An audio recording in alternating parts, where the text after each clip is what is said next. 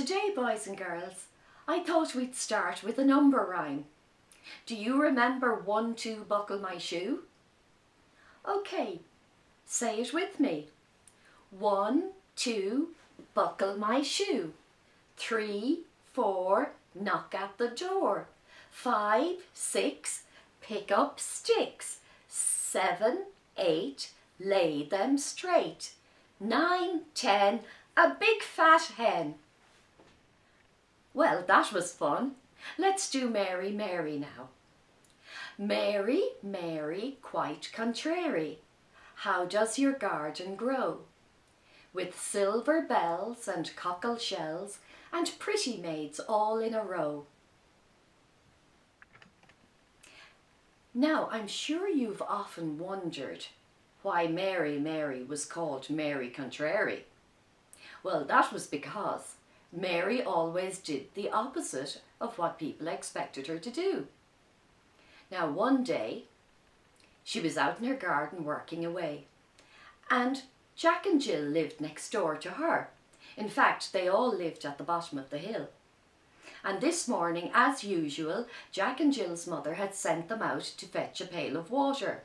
And Mary could hear them coming along their garden path, arguing as usual over who would carry the pail. Jill put her head over the wall and she said, "Mary, do you want to come and help us fetch a pail of water?" And Mary said, "No thanks, I'm busy doing my gardening." But really, she would have liked to go. Anyway, Jack and Jill continued on the path up the hill, pulling and tugging at the bucket, arguing over who would carry it. And as usual, when they got to the top of the hill, they tumbled back down again. And poor Jack bumped his head and had to go home and get his head mended with vinegar and brown paper. Jill popped her head over the wall again and said, "Jack's bumped his head again, Mary." "Okay," said Mary, and ignored them both. Jill went inside. After a while she came out again on her own with the bucket, and she was crying softly. And Mary popped her head over the wall and said, "Jill, why are you crying?" And Jill said, "Mammy says I have to go up to the top of the hill all by myself and carry home the heavy bucket of water. It's not fair. Jack always gets out of doing it because he always bangs his head." Mary thought for a minute and said, "Would you like me to help you, Jill?" "Oh yes, please," said Jill. "That would be so much fun." And off they skipped up the hill to the top. They put the bucket into the well and fetched the pail of water up. Then they walked carefully back down and delivered the pail of water to Jill's mum.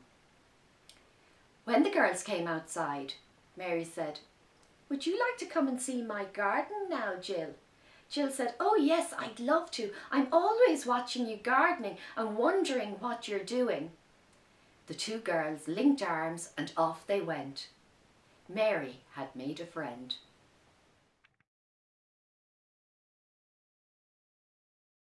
So, it's time for another story from the Hutchinson Book of Bunny Tales. Today's story is called Rabbit Magic, written by Susie Jenkin-Pierce and Julia Mallon. November, grey, end of day, mist time, smoke time, rabbit time, magic time.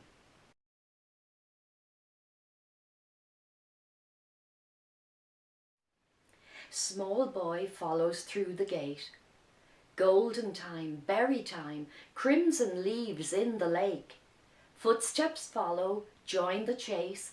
Where to? Where next? Look around. What's hiding there in the autumn leaves and evening light?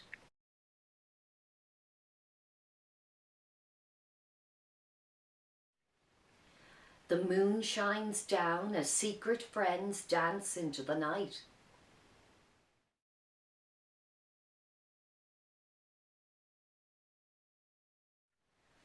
Follow Rabbit through his door. Time is passing into sleep, falling snow, winter time, peaceful snow, feather soft. Spring sun shines and small boy wakes. Follow Rabbit, flutter wings, Buds unfurl and thrush sings sweet. The season's green, the blossoms pink.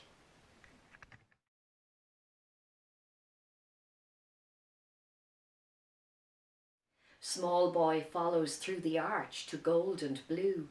The spring has passed. Silent heat and poppy red, a summer's beauty will not last. Danger, rabbit! Race through seasons, follow small boy back to safety, back to mist and bonfire burning, frosty air and soft warm bed.